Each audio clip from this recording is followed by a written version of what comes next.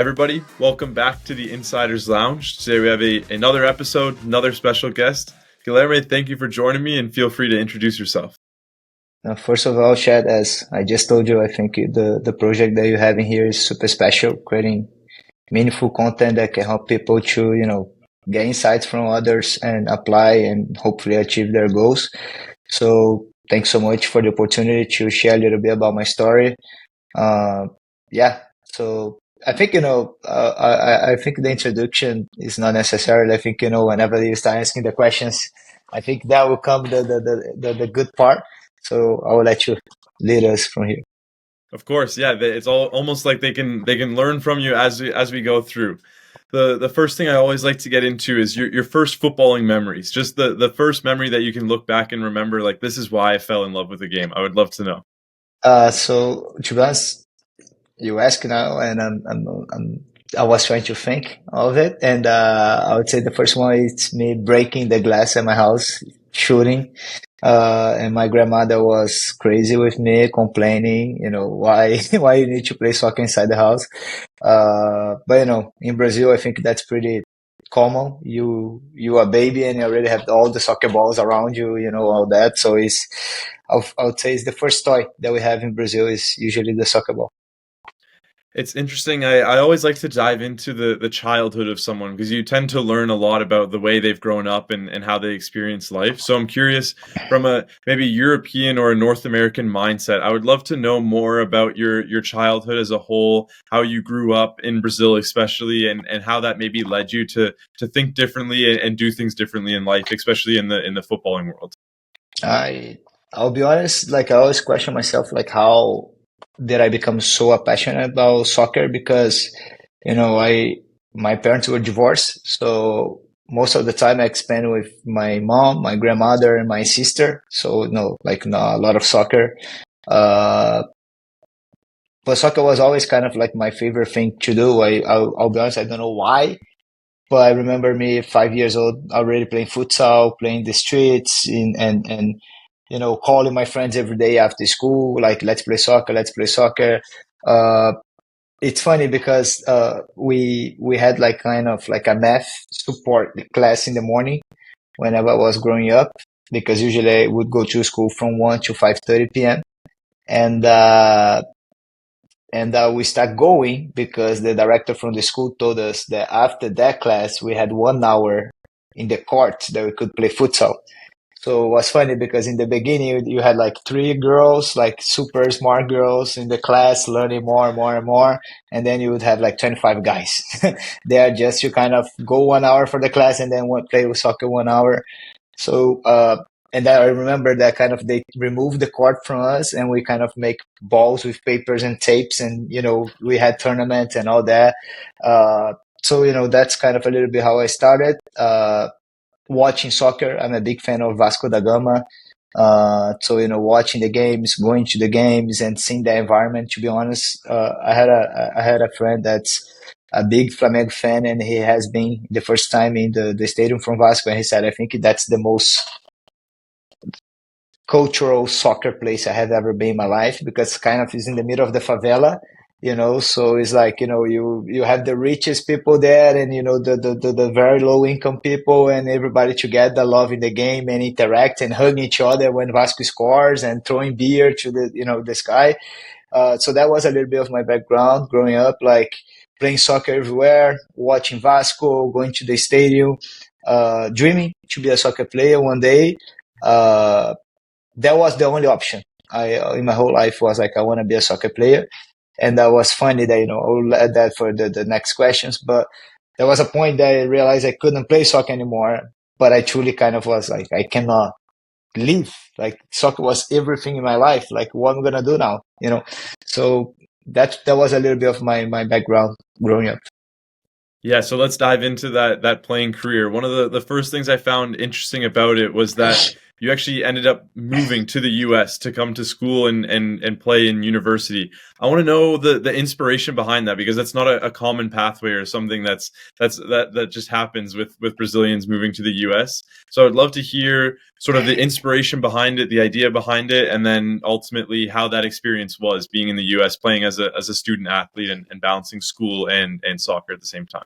I think that I think it's really nice the podcast is because I think on social media you see all those things and you think it's so like, everything was so easy, everything was so planned. And actually, there was not even a plan for me until that truly happened. Actually, as I said, I tried to play soccer professionally until I was 18, 19. So I was training in a club in Brazil.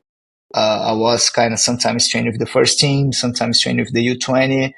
But I was not good enough to be a starter in the U20. I was not good enough to be, playing for the first team. And my parents started saying, Gui, you need to start thinking about the future, very different from the United States. Soccer and education in Brazil doesn't walk together. It's you choose one or another. So my mom said, like, you're investing so much time, resources, and energy on soccer, but maybe it's a time to look for something else. So I started studying law in Brazil. I did law in Brazil for 1 year. My father is a lawyer, so it's a little kind of like I was a path that I would like to follow. I didn't want to be a lawyer. I was thinking more kind of try to become a judge or something like that at that point. But at the same time, I did college, and like I like it, but I didn't feel that was the thing I would like to do the rest of my life. And one day I was skipping class actually with a friend of mine, watching a soccer session from Botafogo, and he got an invitation to play a friendly match because some college coaches will come from United States to watch the World Cup, and they were there, so they would like to watch some young players that could receive scholarships to their colleges.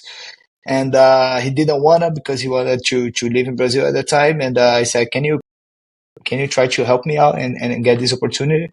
So that's when it came, because at that time I didn't speak English. I didn't have any plan. To be honest, I was in the point of my life that was like, what I'm gonna do.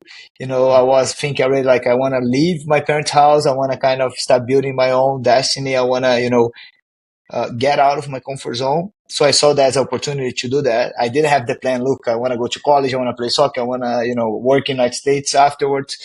I didn't know. To be honest, I would not say lost in life, but I was with a lot of questions, a lot of doubts. So this opportunity came. And to be honest, I didn't know anything about college soccer in the United States. I didn't know about Division 1, Division 2, Division 3. For me, it was, college in the United States. That's a dream. And, the first opportunity came, the first opportunity I took. So I ended up coming to St. Andrews University. It was a NAIA school. And yesterday I was talking to a friend of mine that he became now a sports psychologist. And actually we were talking about how committed the team was in 2014. Was the first time that the program made to the nationals. They lost in the semifinal. Uh, and that was such a small school, 600 students. We didn't have like a lot of investment, all that, but we had so many great players. Like we had a player that came from the Real Madrid Youth Academy. He ended up playing professional here in the United States. We had like some guys playing from Palmeiras, big teams in Brazil. Like I would say we have 40 players. I would say 25 came from Brazil. So I was feeling at home actually. But it was such a good experience. It was the first opportunity, but to be honest, was one of the toughest moments of my life as well.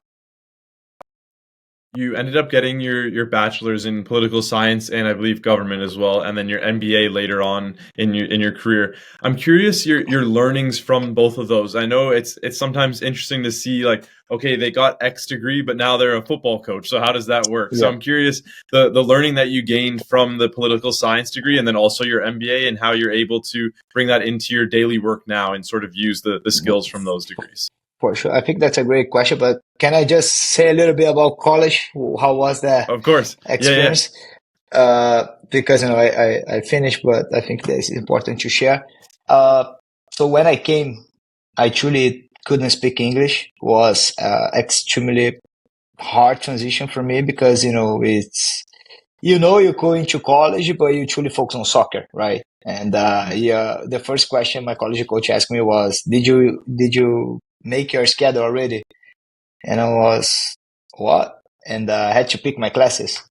So, United States, you have your advisor.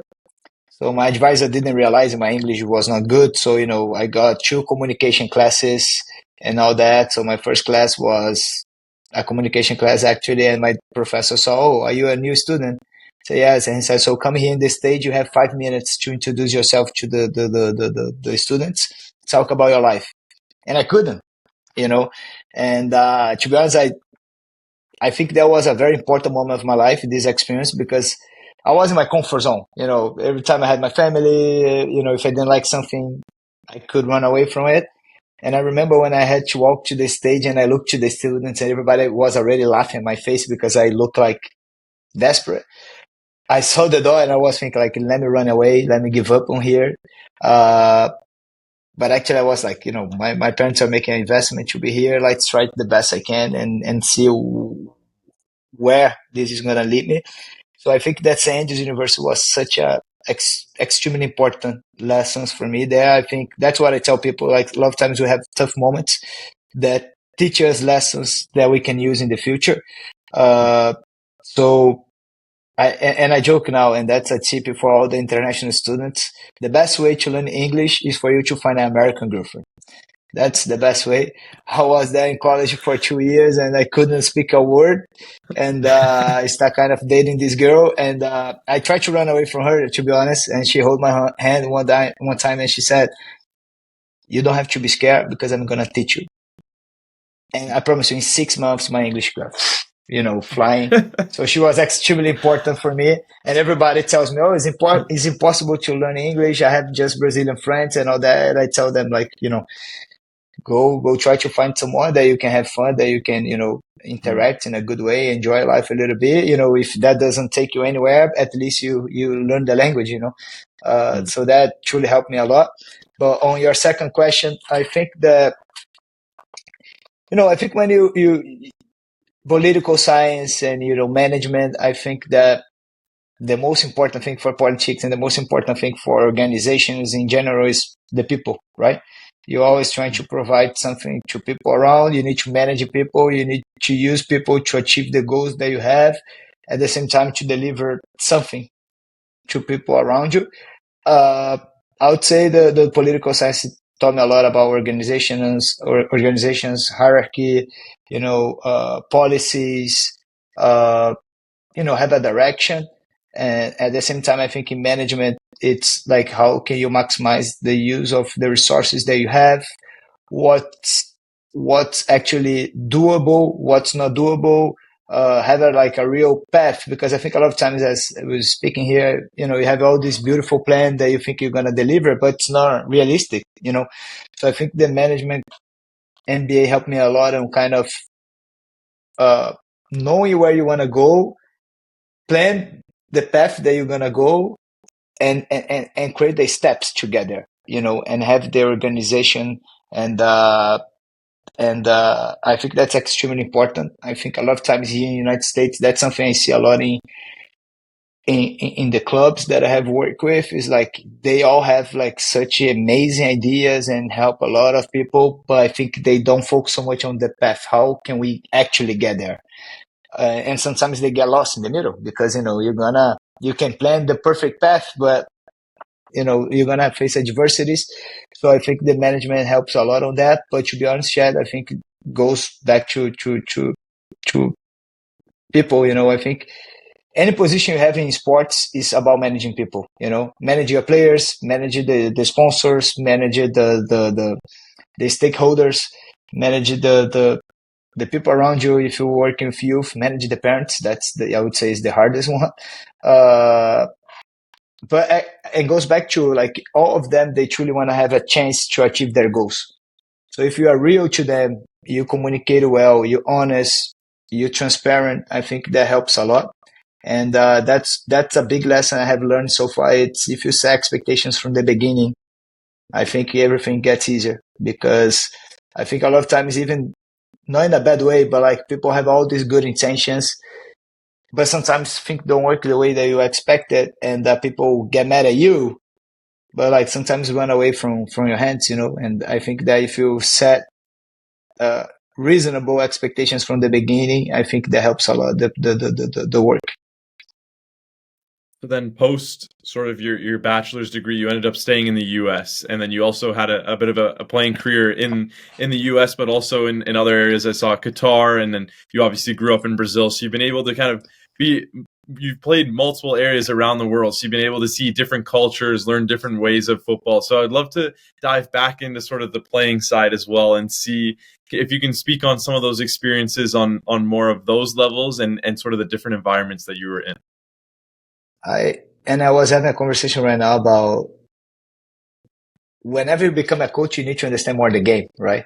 I think whenever I was playing, I think I was very fast. I think I had some, technicality, but I didn't truly understand the game, and my decision making was not the best possible. And now coaching, I don't have the speed, but now I understand more the game, and I can do things that I couldn't do before. Uh, so I think that's something funny. But in Brazil, I would say I was far away from being the most technical player, from being the talent player that everybody look up to. But I had the speed. I was always very hard work. I think in Brazil, it's the natural talent. I think it's like improvisation. Like we play in very bad surfaces, so like whenever you have the pass, the first touch is not as clean as you would like to be. So the guy tries to press you, and at that moment is like, how can I break the pressure? How can I dribble this guy? How can I, do this? So it's like we learn how to do these different things. Maybe I didn't learn it so much as a player, but most of whenever we speak about Brazil, we think about Ronaldinho, Neymar, Romario, all these guys, Robinho, and all these guys. So I think in Brazil is a lot on the improvisation, but at the same time, whenever I was growing up, it was always about the individual talent. And in somehow that's how I see Brazil national team right now. I think we have a very good team, but I still think that we depend so much on the individual talent.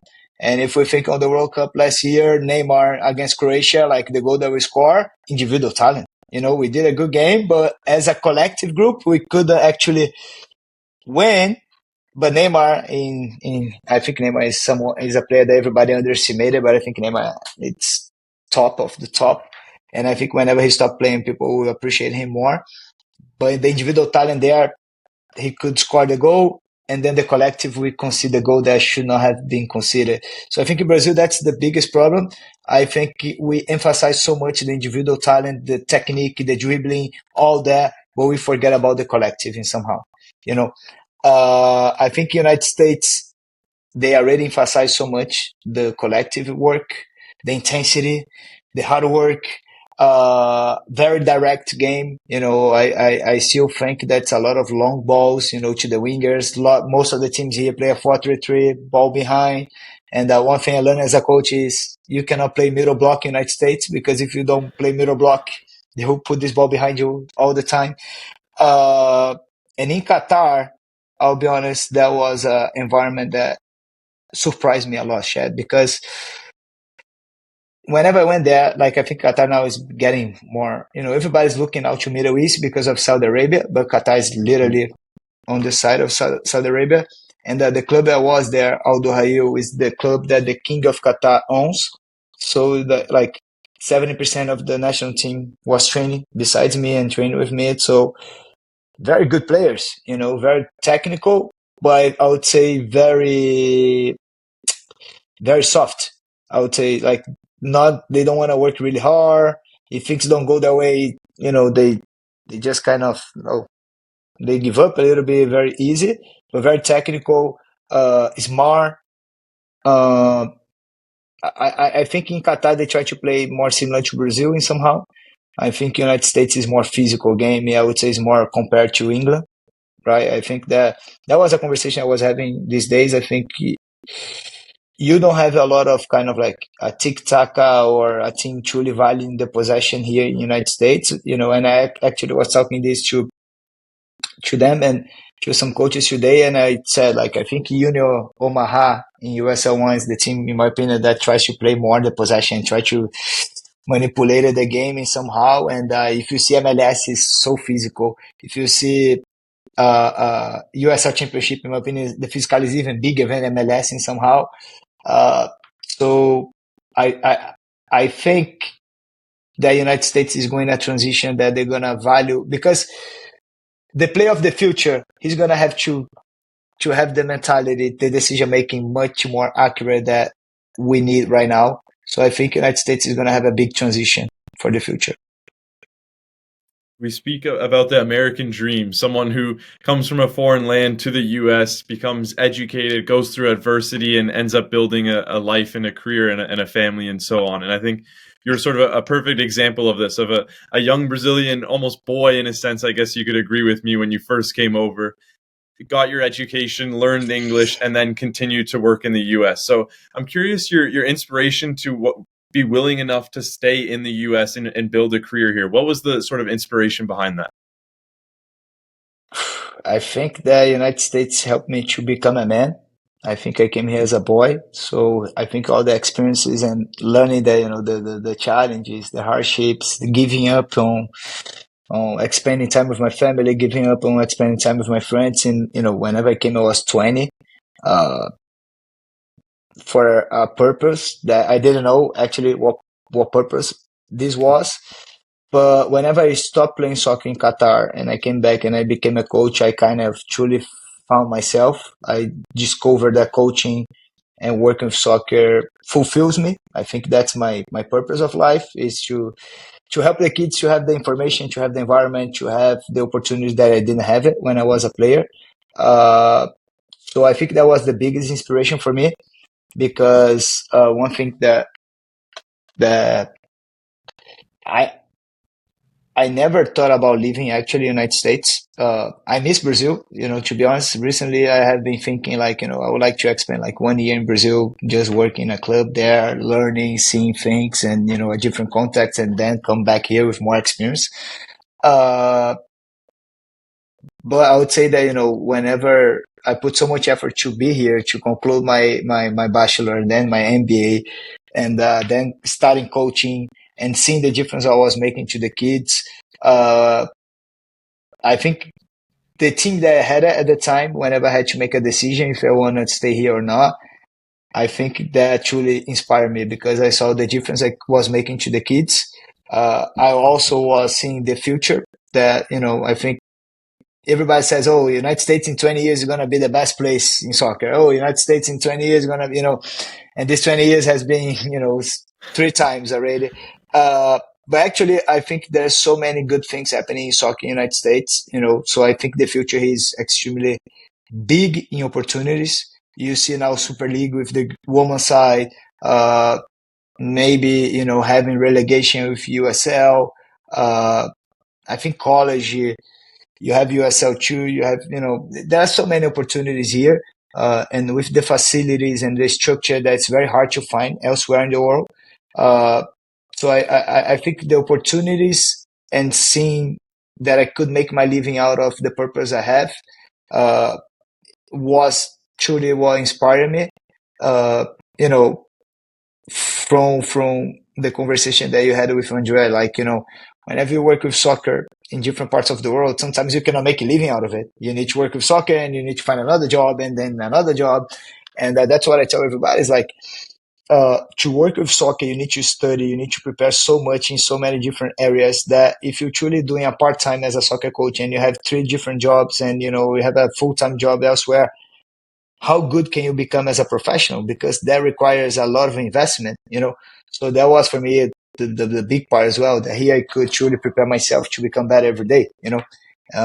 So that was my biggest inspiration, and I don't want to close the doors to go elsewhere in a point of my life. I would like to experience different cultures and travel the world. But I think United States is such a good place to work with soccer. And I think a big one that people underestimate is the size of the U.S. I think when it's comparable in size to Europe, then people understand like, oh yeah, this is why there's so many opportunities. That's so true. That now I think you said a great point. And I'm making a project for my my management course with the Brazilian Federation, and I actually am writing about uh, the transition from the youth to the first team. And if you see the highest level in soccer in the United States is Major League Soccer, like MLS Next, right, for the kids. If you see the amount of teams that have the whole structure to provide the best developmental environment for the kids, I would say it's like 40, 40 clubs, you know, and the United States is a country with 50 states. So you don't even have one club per state.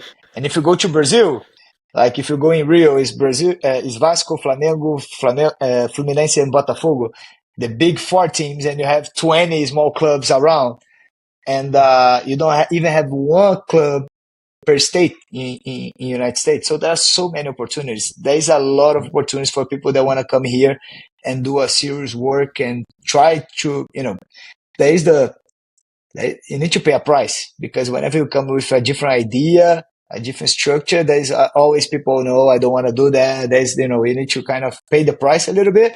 But I think if you truly believe in what you do, there are so many opportunities in the United States to make something different in so many different levels.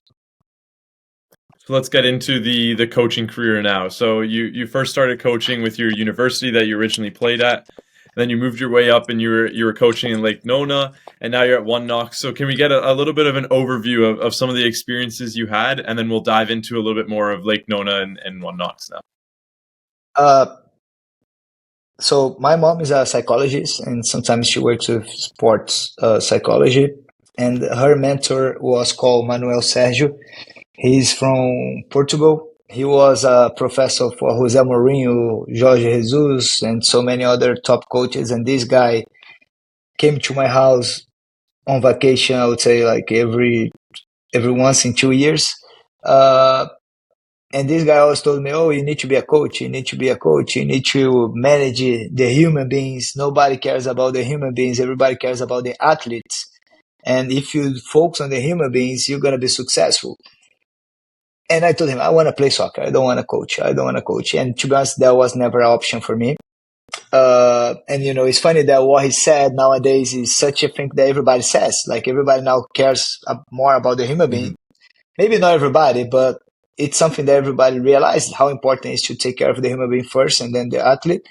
And as I told you, whenever I realized I couldn't play soccer anymore in Qatar in my last experience, I was like, I don't want to get away from the game. That's my passion. I dedicated my whole life to the game, and I want to continue to be part of it. And as I told you, I would like to be someone that can make the difference for the players that I work with, because I think there are so many things that we can do for them. There are so many lessons I learned in my way that I can give to them, so they have more chances to achieve their goals. Some information that I didn't have it that maybe could have helped me. So I start coaching in Barcelona, doing summer camps. So I coach in 22 states with Barcelona, and it was a very good experience because you learn about the Barcelona methodology, the training sessions, how they highlight the values that they have, and the structure. And I would say they're very strict to the way that they do things. Which I don't like it. I think soccer, there's not only one way. But to be honest, Barcelona has a very clear philosophy that, they have this style of play. And that for me is very important that even in summer camps, they do the way they do in Barcelona. So I think that I see a lot of value on it. So that for me was big. I think Barcelona was I think everybody should have a chance to work in a Barcelona camp or in a Barcelona academy in some way, because I think you learn so many things. After that, I started coaching the college I used to play, and it was funny that we were bottom of the table in the previous season, and we had exactly the same roster. And for 70% of the season, we were top one. We finished the regular season in third place. We made the semifinal, something that didn't happen since 2014. So that was really good. And I think it's just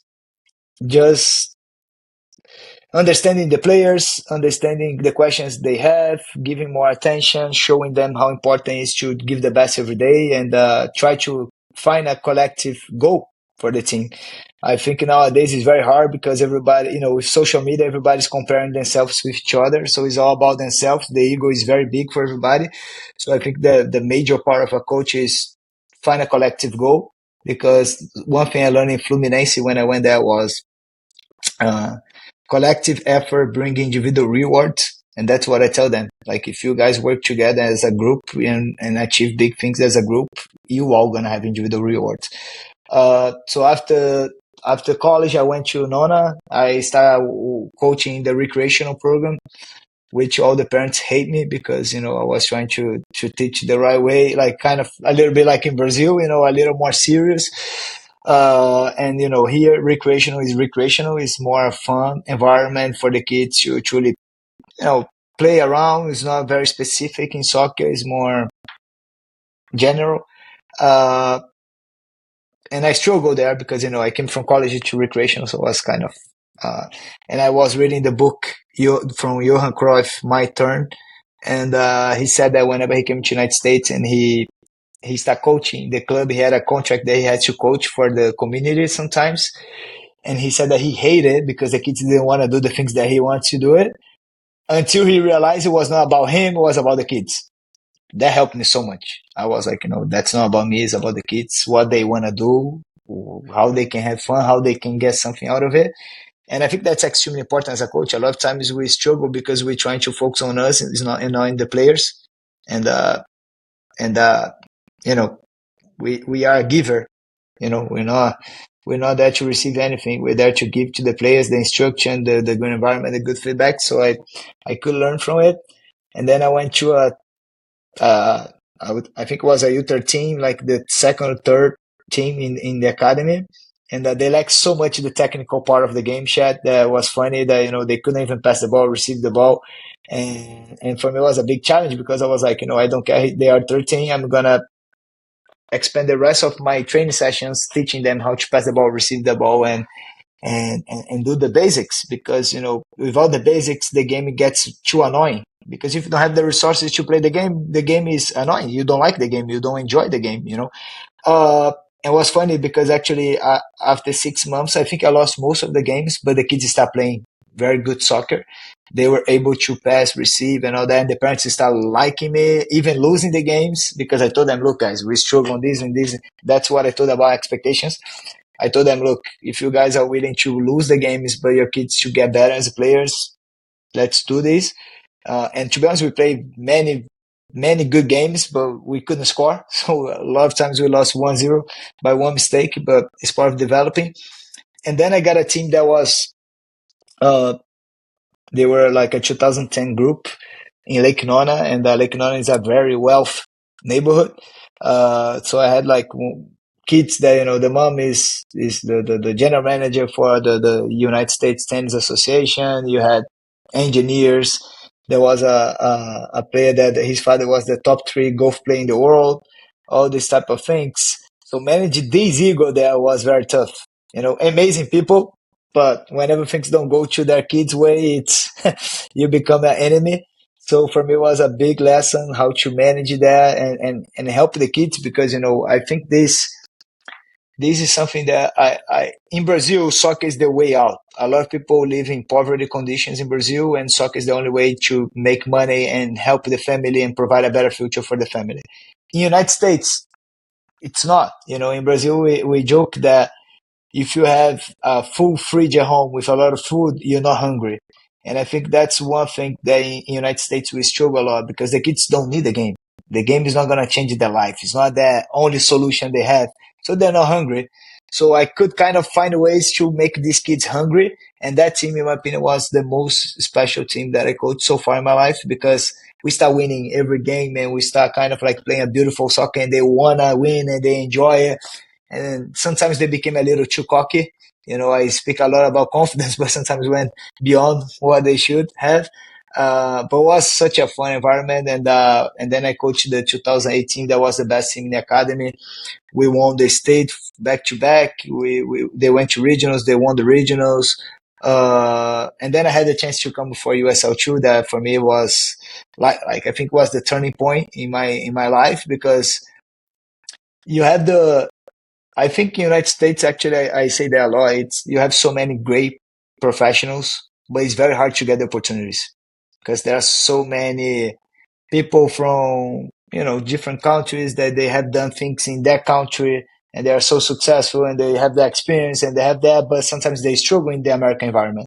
And you have so many young professionals that they understand the context, they know what to do, they can deliver results, but they might lack the experience because people are not willing to give opportunity. So one thing I do here at One Ox a lot is like I see the young people that really wanna make it, they have the quality to make, and I give the opportunity to them. We're just gonna find out if they are capable or not, giving the opportunity. So whenever Fabio, the owner of Nona, call me and invite me to be the head coach, that for me was I would say one of the happiest days of my life, because I was like, now I can make it my way. You can choose the players, you can build the culture, you can kind of create a game model, you can, was a big growth opportunity for me in all the aspects of coaching. Now you're at One Knox, you're with the academy here, and I would love to know sort of how the opportunity came about. Obviously, you were with Nona, you were with the USL2 structure. You did incredibly well there. I remember I was in Florida a few times, and I remember seeing your work there. So it's cool to see that. But then now you're at One Knox. You got the opportunity. I'd love to hear how it came about, and what does it to you? How did you feel that you were the perfect candidate for this position now? Like, what entitled you to feel that, like, okay, this is my next opportunity, and I'm ready to take this challenge on? As I said, I think there are so many young professionals that are willing to do whatever it takes to get a job done.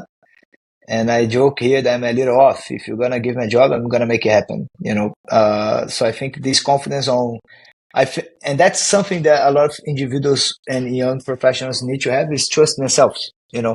It's, you're never gonna be ready to do something. You need to believe that you can get the chance, and you prepare on the way. I think a lot of times people expect the right moment.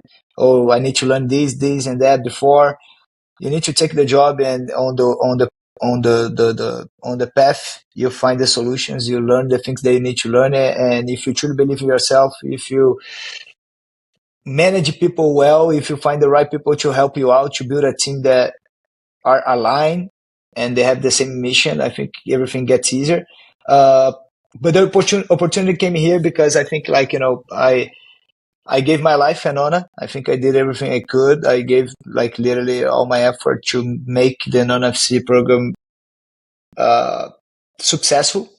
I think I think we did a lot of good things. And I work in the youth level as well. I became a technical director there, so I was kind of helping coaches to have a very similar playing style with the non-FC, the USL2 team, and find the best practice to develop youth players. And share a little bit of what I have done with my teams, because, in the end of the day, we were very successful on all the youth teams I coached there. Uh, so I think at One Ox, being a young club, uh, we have in the first year, we already had like 1,300 kids in the youth academy. So it was like someone with a vision to find the best practice and to unify the path on the players here. So we spoke a lot of times. The process was long. The first time one of the directors called me and said, "Oh, would you be willing to leave Florida and the beautiful weather there to come to Knoxville, back to the mountains?" And my answer actually was, "We can talk," because I think at the same time, in my last game at USL2 and on, I felt that was the cycle was over. I think that, Mm. there's not any other challenge here for me. I need something else. Uh, we play the Open Cup, we play, USL2 playoff 2 years. So I was like, I need something else. And Knoxville, to be honest, for me was special because I did a lot of private sessions with a lot of kids here. And now I have 8 of these kids in the two Knox, uh, the second team that we created. So I think in Knoxville, we truly want to help use soccer to change lives. We truly want to use soccer to unify the community. We truly want to build something to bring value and excitement in the community here. And I think that's a great opportunity for me, to come, make the difference, build a legacy, help young professionals to succeed, help, it doesn't matter the age, there are so many older coaches than me, but they want to learn, they want to share ideas, because also I tell them, like, I think I'm here to organize ideas, to create a path, to inspire, to create expectations, to create standards, and also find ways to build something different, because I think, again, I think at the end of the day, youth soccer in America having a pay to play system and all that, it's too easy for you to corrupt yourself a little bit on kind of numbers, get more players, and don't deliver good quality. I believe that how can we find a balance on it? How can we be a sustainable club that we truly develop the players, we truly provide opportunities, we truly give the direction, and the players can achieve their goals? And hopefully now one of the things I have done here already was the creation of the second team, because I think there is a huge gap in the United States on youth level to the professional level. So for me was, how can we prepare these kids in a better way to go to the first team here and maybe go to college and, have the commitment, have the discipline, have the understanding of the game, manage it, being a starter, manage it, being on the bench, manage the emotion when they don't even dress, compete for the position. Because again, on the pay to play system, everybody has to play, everybody does anything is a good job and all that. In my opinion, that's extremely toxic for the players' development. And whenever they face the highest level, they struggle because they were not prepared to face that. So I think that's massive. From might sound very simple, but I think on the landscape that I'm working right now, I think that can truly make a huge difference. I love learning about how people view the future in terms of goal orientation and how they see things and how they set goals out for themselves. And I loved when I was reading through your LinkedIn, you had sort of a short term, midterm, and long term goals laid out. And they're actually a little bit older that I would assume they were made a few years ago. So it's cool to see like you had already completed some of your short term goals. You were sort of in the midst of your midterm goals, and some of your long term goals were now not as far away as you would have thought, I'm sure, when you first wrote them out. And so one of I them need, here, I want to make sure I get it right. No, did you go ahead? I would say I need to recheck it because I don't even remember my long term goals, so I need to check again. So one of them here, one of the long-term goals was to become a head coach in MLS Next Pro, USL Championship, or USL League One. And so I thought how interesting that was, especially where at the time you might have been around the USL 2 level coaching and being a technical director there. So I'd love to hear where you see you sort of have moved along with that goal, because now you're in the USL 1 structure, you're head of the academy there, so you're really guiding the next principles and sort of leading that way towards that goal. So I'd love to hear what you think of how you set that goal and the timing around it, and also where you see yourself sort of along that journey now. I think I truly believe on this. I truly believe that we can set the goals, but what we do on every day truly matters. Because if I have the goal and in my everyday I don't do what I have to do it, I'm never gonna get there. So I don't control what's gonna happen in the future, but I control. Uh, I go a day at a time somehow. But at the same time, that's the direction I want to go. So whenever came the opportunity to come to Knoxville, I was let me go to a USL One organization. Let's see what they do. Let me learn a little bit more. Let me, being a technical director, that's what I say. I think developing players, that's my belief. I think whenever you're an athlete, you never stop developing. The day that you stop developing, you die, because now the competition is so close. The difference of winning and losing is very tight, So everything that can make a difference. Uh, so actually, I had an opportunity to be assistant coach in another USL One franchise, but I ended up deciding coming here because I think being a technical director, I learned so much about players development on training sessions and all these type of things. So whenever I want to go back to the field as a head coach, one day, I have no, I'm not in a hurry. I would say the next 3 4 years, I'm not looking to be a head coach. Of course, if there's opportunity, that I believe it's it's a good situation for me, I'll do it. But I would like to, to be assistant coach for a coach that I truly admire the work and I appreciate it because you can learn so many lessons. That's a shortcut on my own development. But I truly believe that in the future I would like to be a head coach in a professional franchise. But another thing that I have been coming in my mind a lot is to, hopefully one day be able to head coach US national team, maybe a youth national team, like a U17, U15. I think that would be super nice. And who knows the future, maybe, the even first team, who knows? So that's what I dream about. And again, I think if we deliver every day, if we deliver things that people don't expect from us, I think we increase our opportunities. But right now, my truly focus is develop the most youth players here in the club, but also help the two Knox players to get to college. Because if I do my job properly, there'll come a next opportunity that will take me even closer to my goals and go one step at a time. But I always think that we need to dream high because I think the price of dreaming high and low is the same. So I want to dream as high as possible. And, if I cannot make it the biggest dream, if I can get close enough, I think that's already success for me.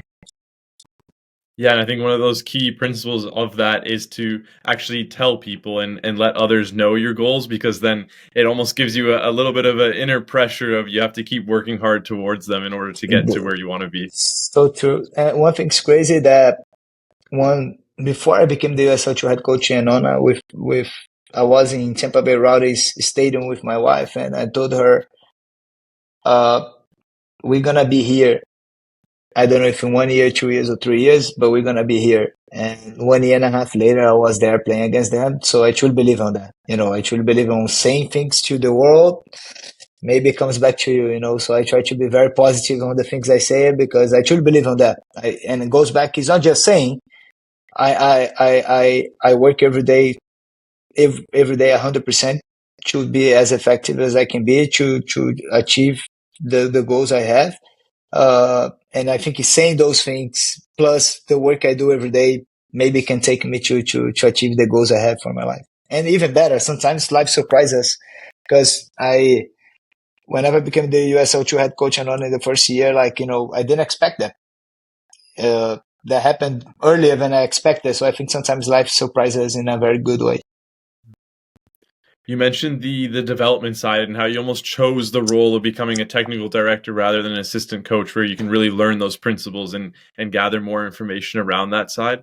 And you also mentioned previously sort of the man management versus the technical management of players. So I'm curious, how do you find the perfect blend between managing the technical skills of players, but also the man management side, and kind of having the balance between the two in order to make the most successful players in your club? I think that, goes back to understanding each individual and what are their goals, where they want to achieve, and how that moment can be used to make them get closer to their individual goal. And as I told you, I think that there are so many professional players here in America that they are good players, but they could be much better if they had kind of like an individual development plan, as happens in a lot of MLS academies, because they still need efficiency. They still need consistency and all the type of things. So whenever they see that you truly want to make them better, I think they're willing to do anything for the team, anything for you. And I think if you control the ego to bring people that are willing to put the team first, I think you have a good environment. And I always told the players is like, I think you learn much more from each other than from myself. There's the player that curves the ball better. There's the player that's better in the 1v1. There's the player that wins the headers. So I think if you learn from each other, you share information, and you have an environment that I like to say this, the growth mindset. The growth mindset, it's the setback is not the end of the world. It's an opportunity for you to get better.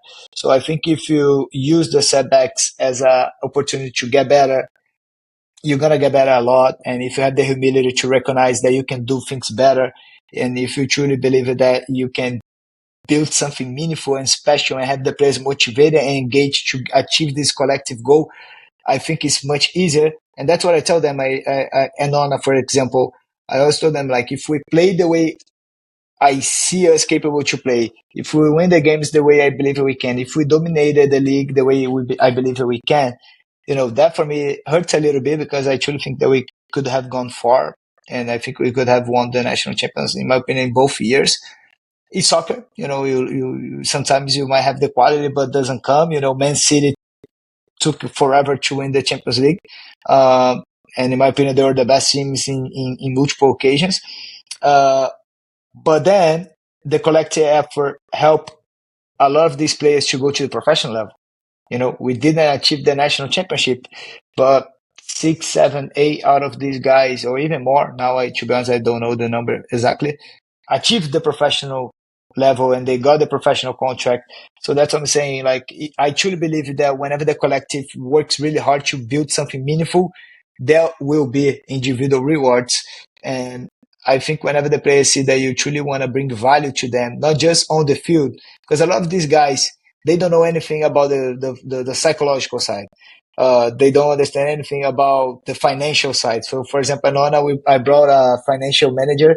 He's the vice president at Bank of America Investment to talk to them about retirement, investments, SAQ 500, all these type of things that they were like, oh, I'm going to get rich. I'm going to do this. I'm going to do that. So it's like you bring value to their life and they are excited. They want to. And how many people truly care about their future? I don't think there are so many people that truly care about their future.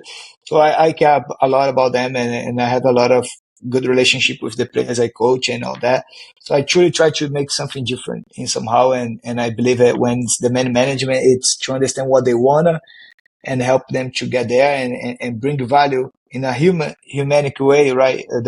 I say a lot about human management.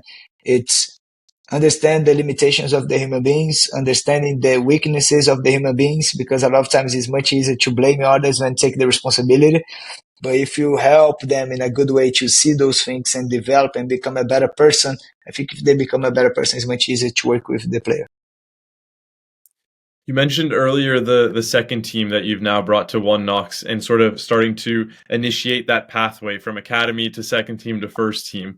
I'm curious some of the other initiatives you have to kind of build out that innovative pathway and bring some new things, not only to the USL structure as a whole, but specifically to One Knox. I think, it's first of all is to have a very clear. I think, whenever you talk about youth development, you're saying about kids with 5 years old to 18. So you have 13 years having this kid probably in your club, especially at One Knox. We have only 2 academies, big academies here in Knoxville. So it's us and another one. So most of these kids will be with us or will be with this academy. So what you're going to do in these 13 years, you need to be precise on the content. When you should implement that content, why, and how you're gonna do that. So I think, like, for example, one thing I see a lot in the United States is the lack of coordination with the players. A lot of the players are extremely uncoordinated. Why? Because whenever they are young, they don't have coordination. They don't have analytical training. That's the analytical, for the people that don't know, is like the work with our position. So technical work, passing the ball, dribbling, all that to build a relationship with the ball, right? So they struggle with technique because I think the coordination is the foundation of become a technical player, and then have the analytical work, it builds the relationship with the ball, where you need to hit the ball. A lot of the kids don't even know with 17. If I want to make the ball to go high, I get low in the ball. If I want a straight pass, I get more in the center of the ball. Those little details, that's what I say. Like, I think for me, the biggest work was to make like a school in the academy. So each age group, they have like the goals and the content that they should be learning all the way to the second team, So hopefully the kids that we have now with 13 years from now, they're going to be top players. All right. So the next section I wanted to get into is you've obviously spent a lot of time growing up in Brazil, and now you've been in the US for quite a while now. So I would love to know some different, we spoke about the full fridge mentality earlier, and there's so many of these unique aspects that a typical North American might not understand about Brazil. So I'm curious some mentalities or different characteristics that you can bring from Brazil that can be taught in the US. First is like, I think we the Brazilian players in somehow are considered like lazy because they have the quality, they don't work really hard and all that. And and somehow that might be true, but the off the field thing, it's extremely crazy how much the players that made it the top level, how many things they had to sacrifice. As I said, in Brazil, you don't have the two choices of, having education and playing soccer. So a lot of these guys, they give up on education to focus everything in soccer to make it. Uh, in Brazil, depending on the logistics, we have so many clubs. So like a lot of times you need to get one train, one bus, and a boat to get to the training session.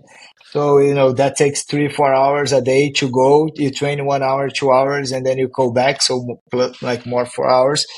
I think that people don't see it, and that's what I tell a lot of the kids here. Like sometimes you say, "Oh, I'm tired," and you had a tough session, like an intense session, and you get in your car, you drive 10 minutes, and you get home. You throw the things in the washer, you find you in 30 minutes you're in bed already, relaxing.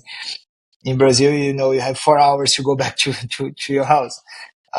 So I think this truly desire, the inner desire to make it. That's the dream. I'm willing to sacrifice anything to make it.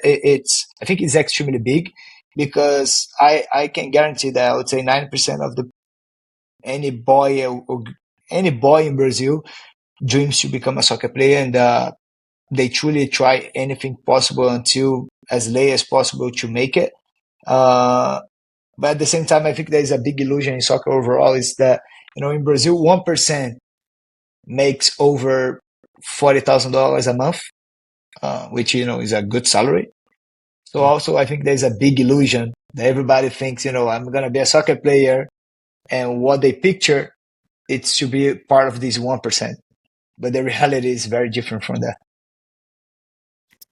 I'm curious, what is the work life balance in Brazil? Because I know, so if we compare the U.S. to Europe, Europeans really tend to have for the most part a very good work life balance. They enjoy life as well as working, and sometimes that becomes intertwined. I'm curious in Brazil, what would it be more comparable to the European side or the North American side? I'll be honest, I would say it's funny. I would say I'm balancing somehow because I think Brazilians work really hard, many hours, and go back to in Brazil, there's a lot of public transportation. So, you get a bus and you have the traffic. So you might take 2 hours to get home, all that. But at the same time, I think they find a way, even tired, to enjoy life a little bit. It's very funny that, you go in Brazil Monday, 9:30, 9:45 p.m. and you see the bars full. People having, some beers, live music, enjoying life. And next day, 6 a.m., probably 90% of that people is walking to get a bus to go to work again. So, I think in Brazil they have the balance of trying to, they work really hard, but at the same time they want to enjoy life. And I think that's something that I truly miss about Brazil is like, it doesn't matter your financial situation or anything. I think everybody in Brazil truly wants to enjoy life, have good moments, be around people. Music is such a cultural thing in Brazil. Having meals with the whole family. United States you have Thanksgiving and all that they bring the family together. But in Brazil, like every weekend is a chance to make a barbecue and bring your friends, enjoy the family, and you bring your friend, and your friend becomes my friend, and it's. I think like Brazil is very kind of we bring people together in a very good way. So I would say it's a balance a little bit. What keeps you motivated? What is something that keeps you pushing each and every day? I'll be honest with you, Chad. My move here to Knoxville was very tough for me because uh, my wife is staying in Florida for 5-6 months, so I kind of stay here alone in the first moment. And whenever I came, it was like snow and was very cold, so I struggled with the cold weather. And I'll be honest, like in that moment, few times I thought about like I don't want to be here. I wanna go back to Florida, or I need to look for something. But I have a mentality that I truly have this mentality, and I think a lot of Brazilians they have this mentality of we cannot give up. We have a saying in Brazil that we don't give up, uh, and I believe it that whenever things are hard, whenever you're being challenged, and whenever it's not easy, there is a reward ahead of you. So I think it's this belief that the hard moments, the tough moments shape you to be become the person that you need to be successful, to achieve the goals that you have.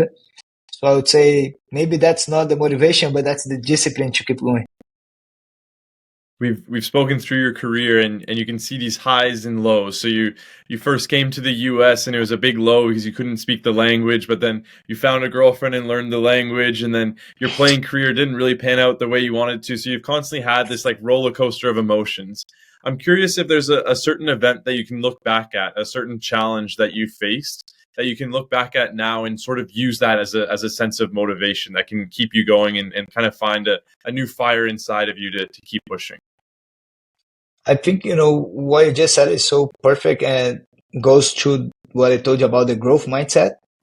The lows are not the end of the world. The lows can be the opportunity for you to fly again, and that's how I see it in life. I would say, I'll be honest with you, I don't have one specific event that I can think of, but like, I'll be honest, as I told you, my parents were divorced and I live with my mom for my whole life. And, my mom used to work from 5:30 a.m. to 10:30 p.m. Monday through Friday through Saturday.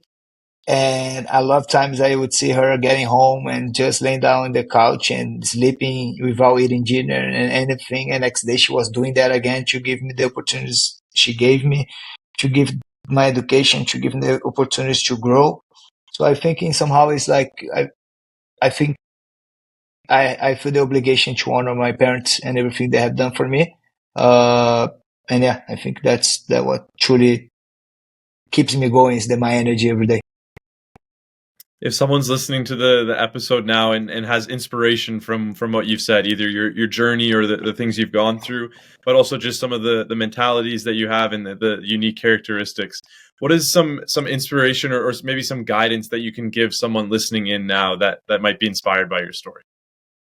I think if you know what you wanna and if you're willing to sacrifice anything possible to make it happen and you believe in yourself to dribble the adversities that life is gonna throw you and to not listen to external voices sometimes that tell you that you're not gonna be capable to achieve something, and you truly have the inner desire and the discipline to keep going even when you want to stop it, I think you can do anything, and that's what I get motivated because, as I told you, I like to read. I like to watch a lot of things from other people and all the successful people that have to go through a lot of tough challenges. And, always the most of the time the scenario was not very easy. And the persistence, the discipline, and the courage to innovate and to do things and trust in themselves that they were capable to find a solution, help them to get where they wanna. So I think everybody's capable to do everything possible. I just think that a lot of people sometimes they focus so much on the emotion. Oh, I have this dream, I'm gonna make it happen. But I also think we need to be a little rational. What are the things that I needed? What are the tools I needed to achieve it? One of the big things that people underestimated it's the networking. I had lucky, to be honest. A lot of people that gave me the opportunity were not people that I had kind of in my networking. It was just people that gave me a chance, and they saw my work ethic, they saw my character, and they gave me the opportunity. But I think that the more people know about yourself, the more people know about your work. And I think a lot of times people try to force too much networking with the wrong things. But if you just connect and you find ways to bring value to the person as well, I think it's a special connection that can open doors for you in the future. And I also think the advice that I would like to give people is find a mentor, find someone that's living what you like to live in the future, because that helped me so much. I had a mentor that now he's the U20 head coach in Botafogo, Eduardo Oliveira. He helped me in a way that none of the books, none of the videos, none of the courses I have done could give me the value that he brought to my life and to my career. So I think is easy, to listen to someone that already made the steps that you want to do in the future. We'll wrap things up here with some quick fire questions. The first one, your favorite quote or saying, something that you live by. Uh, can I cheat here quickly? Yeah, go for it. Okay, so it says, if you know the why, you can live anyhow. I like that. I We haven't think, heard that one yet. yeah, that, I had to cheat it quickly, but, every day, and I think it goes very aligned to what I told you. A lot of, a lot of things in my life was always impossible to make it. Like when I came to college, I didn't speak the language, and everybody laughed at me like, you're not gonna be able to get a degree, you're gonna give up. And I was like, I have to do that. I have to. That's the why. My why was actually I want to make my mom proud. So whenever I graduated, my mom was crying in a way that I never saw before because she knew that how hard it was. So that was good for me. Whenever I went to Nona, I was a recreational coach, and I had a lot of coaches saying, "You're a recreational coach, you're nothing," all that.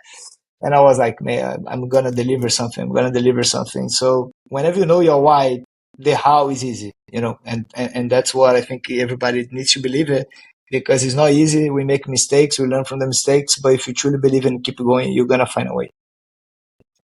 If I'm planning a trip to Brazil soon, what are the top recommendations? Where do I have to go? What do I have to eat? I need to know Guy's top recommendations. I will tell you one thing that everybody says. Everybody says one thing is to go to Rio with Gui and another thing is to go in Rio without Gui. So if you wanna go there, let me know. We might go together. Uh, you didn't make this question to Andrea, but if you ask Andrea, where would you take Gui in Brazil? I'm sure that we would have the same answer. But I would say joking, but now for real, I think like Maracanã, the stadium, it's Mm, massive. I think it's historical. I think that's a big place to go. I think Chris of Redeem, it's a special mm. place as well. My wife started crying. She said, "I didn't know life could be so pretty" when she went there. São Januário, Vasco Stadium. I think it's a place that it's top. Uh, Itacoatiara Beach. That's where I live. That's one of my favorite places. That's where I recharge my battery when I go. It's a little far away from Rio. It's like 40 minutes by car. All my friends live in Rio, but my family lives there now, so it's like where I recharge my battery. And one last place, I would say Búzios. But if you ask André, he would say Vitrine, which is a nightclub, but it's a fun nightclub to go. Okay, so If when you're I'm planning my single, trip, that was yeah. old times. If I'm planning my next trip, then I'm gonna make sure to message both of you, and I'll see who's That's got it good. better. And if you have the lucky, both of us can be there to host you. No, that would be fantastic. Are you a big reader? Do you enjoy reading books? If so, do you have like Oh, a a lot. recommendation, one that's super top? There are many books that truly help me in a lot of ways. But one book Mm, that I think changed my mindset, it's Relentless by Tim Grover. Uh, Tim Grover was the Michael Jordan trainer, and just the mentality that Jordan would have, like, I think it also relates to if there is a why, you can find the how. It's like there's no option. You need to make it happen. You need to make it happen. You need to trust yourself, and you're gonna make mistakes, but just keep going. If you did the best you can, that's it. But also says a lot about the sacrifices that you need to make. Um, to be honest, like right now, I was just reflecting with my wife. It's like 6 months that I have been literally working home, working home, working home. And I realized like I need to enjoy a little bit life, I need to, I'm 30 years right now. I need to sometimes, enjoy a little bit, some stuff to recharge the battery. But, uh, again, if you have the purpose and if you're willing to sacrifice anything to get the dream possible, I think that book gives you a little bit the dark side and the dirty work you need to make it to be successful, because I think this is what a lot of people get wrong. People think it's easy. It's very hard, but it's possible, and I think everybody's capable to find ways to make it happen. the last one here. If you could sit down with one person, dead or alive, who would it be and why? Wow, that question is tough. Uh, I I would say probably Ayrton Senna, the F1 driver from Brazil. He died in a F1 race in Monza, Italy. I think he was the biggest Brazilian idol, and he had like such the mentality. He says, "I don't have idols. I admire hard work, humility, and preparation." So I think that's someone that has the mindset that I admire.